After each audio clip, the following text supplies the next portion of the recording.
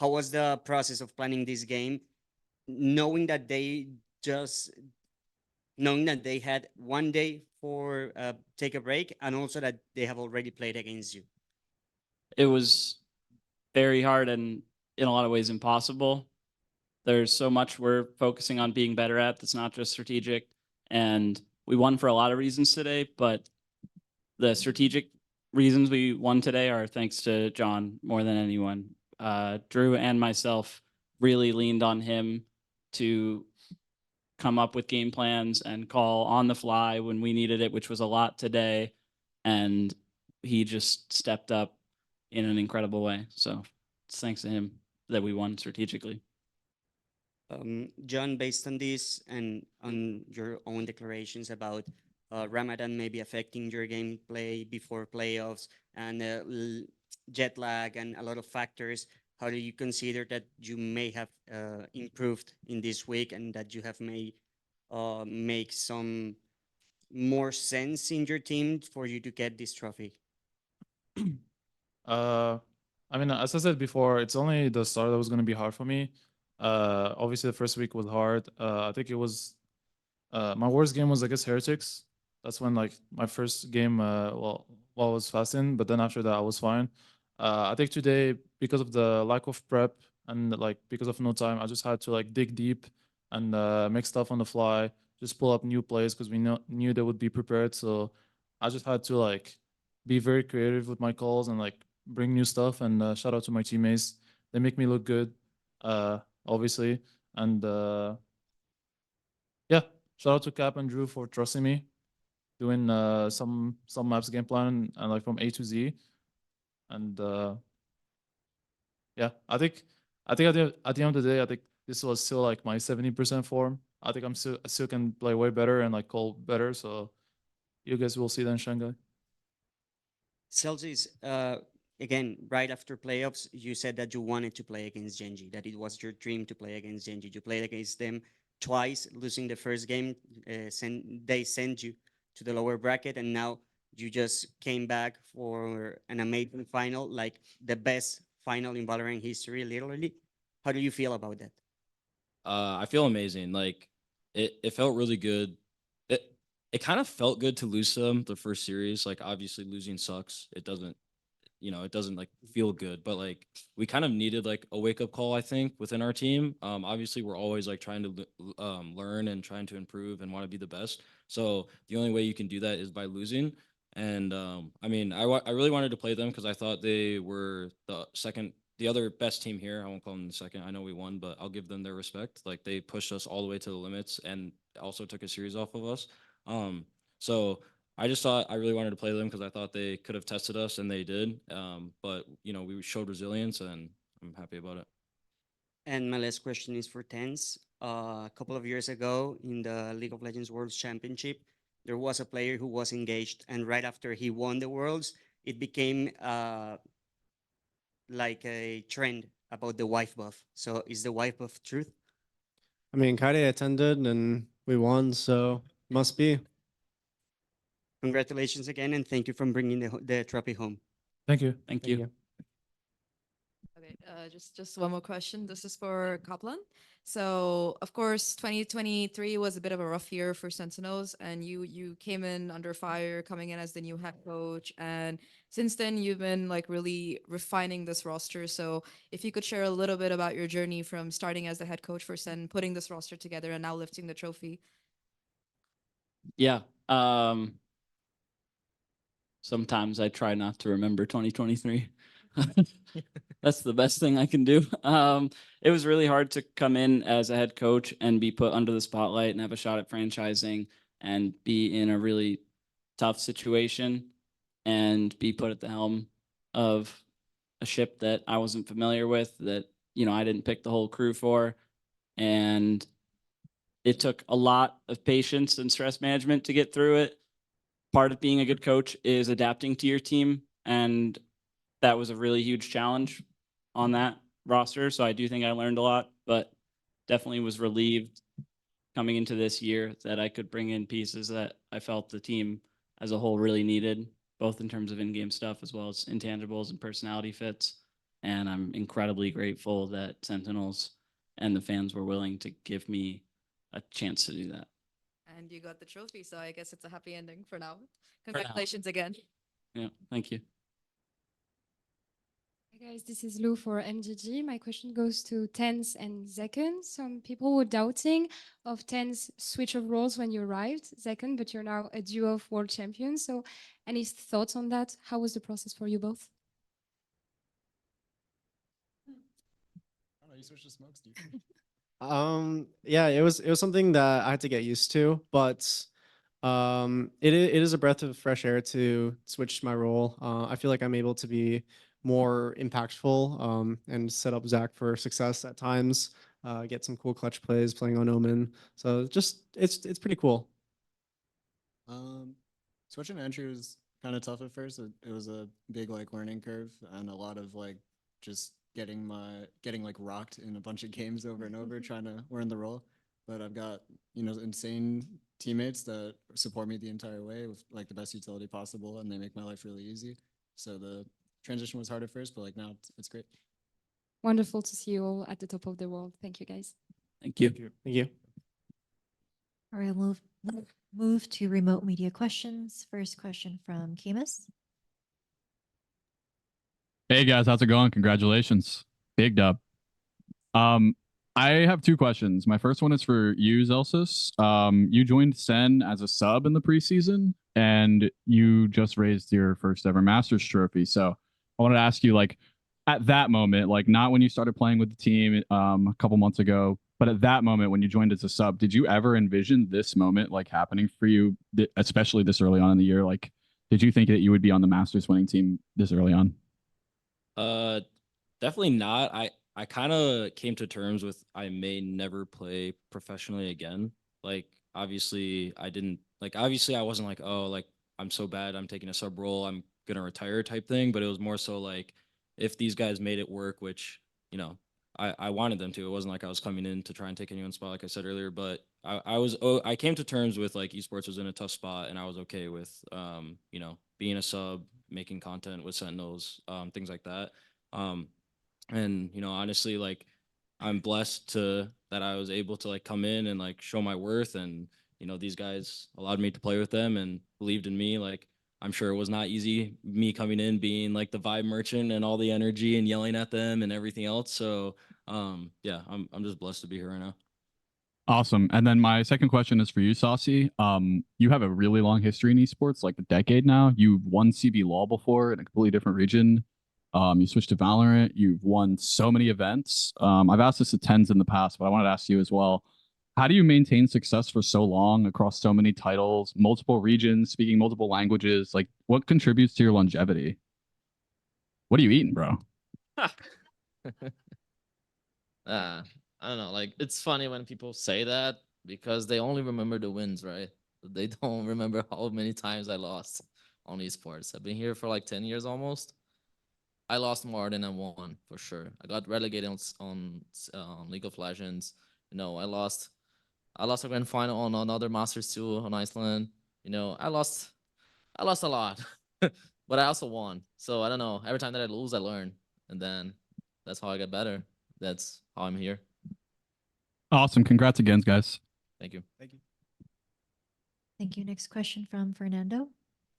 Hi guys, Fernando from Valorant Zone, straight from Brazil. First of all, congratulations on the boys for the first tournament win, Tyson for the second, and special congratulations to Sacy, the first ever Masters and Champions winner.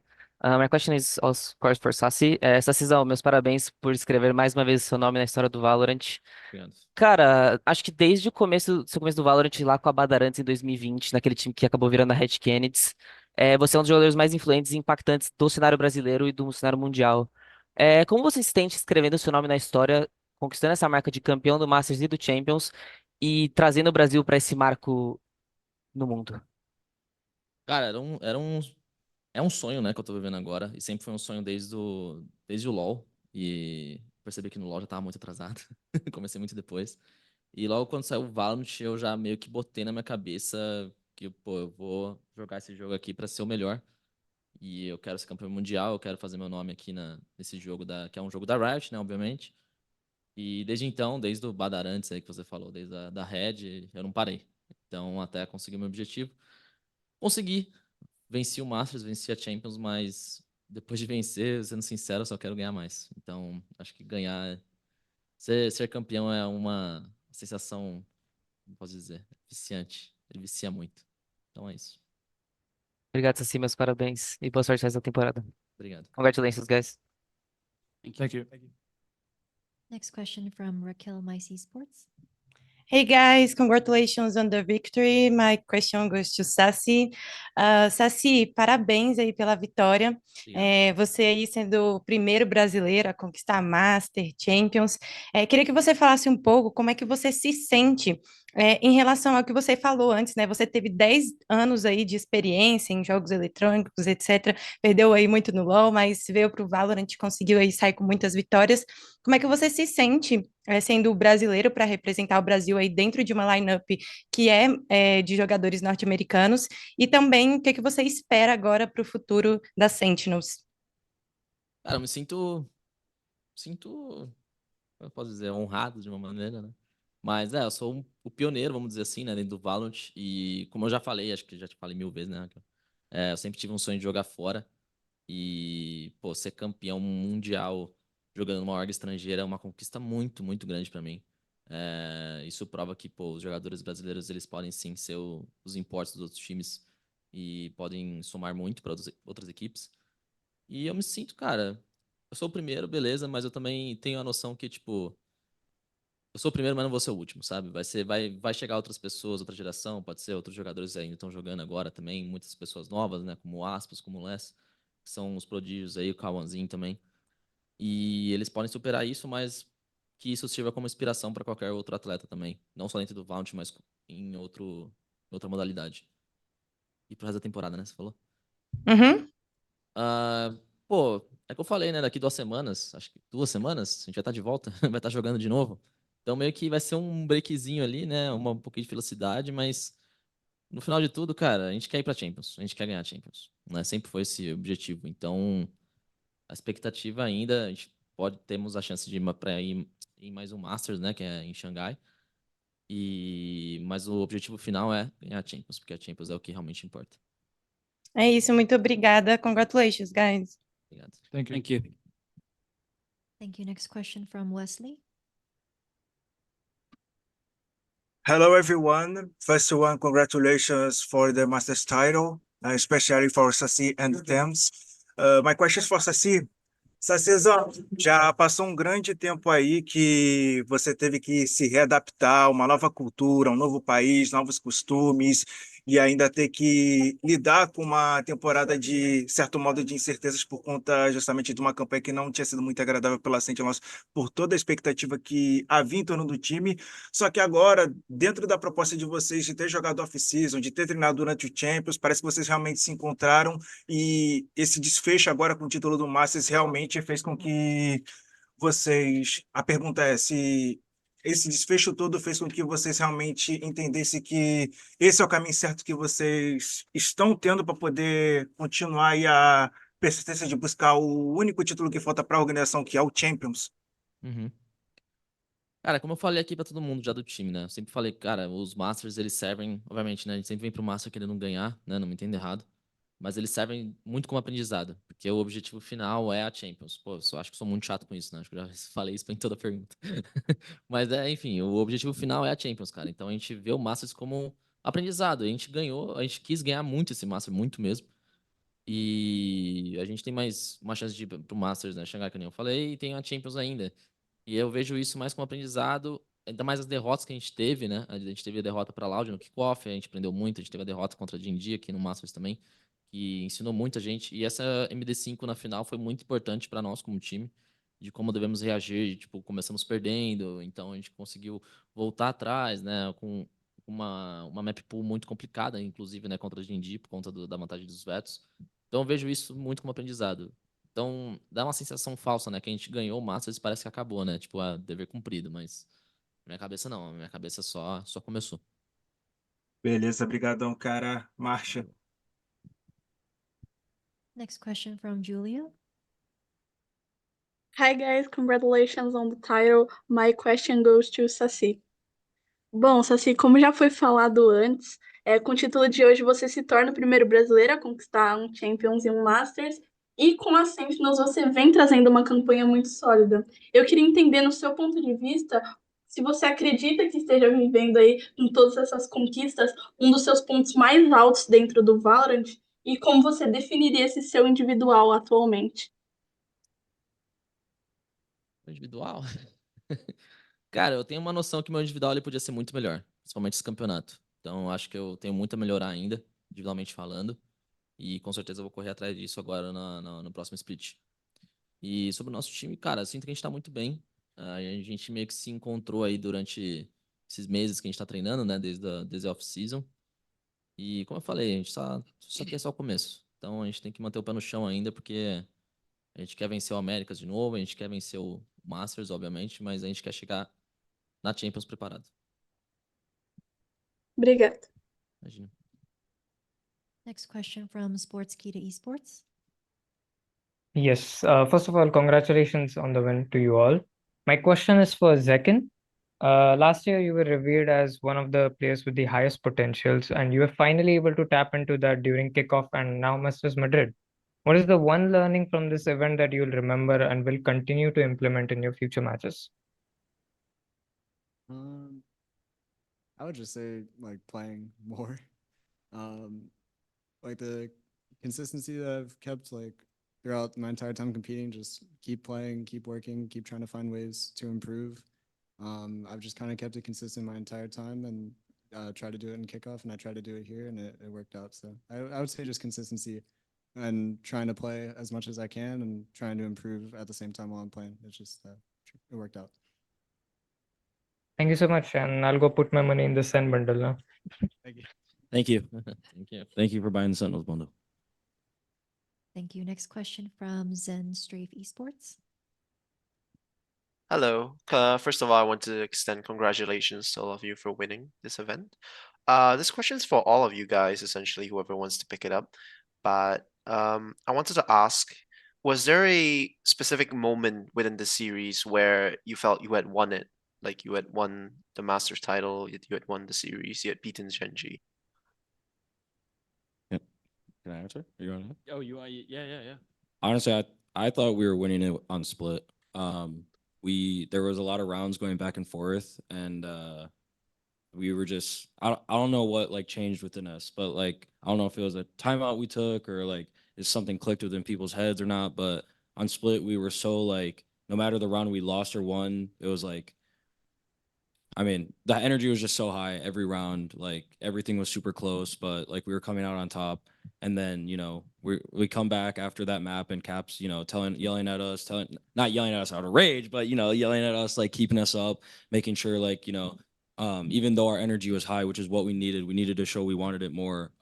We were still like calming very well together in those situations. And I think on split, like that really clicked for us as a team. And I think we just brought that into fifth map. And I figured I knew we were winning when we kept up the pace. Thank you very much. Thank you. Thank you. Periodista Gamer. Thank you. Congratulations for this master, guys. My question is for Tyson. You were the first player that I saw when I started playing Valorant, and I always hoped I could ask you a question when you won another big tournament. The day has come, and I just want to know what was the most exciting and the most difficult moment for you today, and why? I think the most difficult thing for us today, or just me, it was definitely keeping our energy high throughout the series. Sometimes it was a little bit volatile because we would be like really high energy some maps, and then sometimes like I might drop the ball on my energy. But I thought that I did a really good job bringing it back on map 5. I was getting pretty loud and yelling a bit, which is quite uncharacteristic of me. And I guess the best moment is just lifting the trophy, seeing the fans around us, and yeah, taking it all in. Thank you so much. Are we having a pillow fight on stage? Sorry. No, sorry. Bad.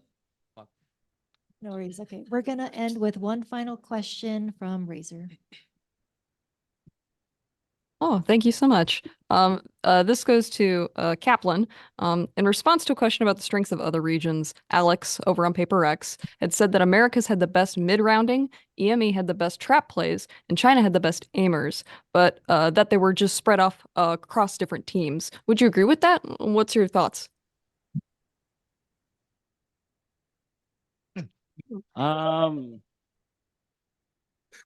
I don't know which region has the best aimers, but I do think America's has the best mid-rounding. I think America's is the best region. It's an incredibly competitive region. The scrims are really good.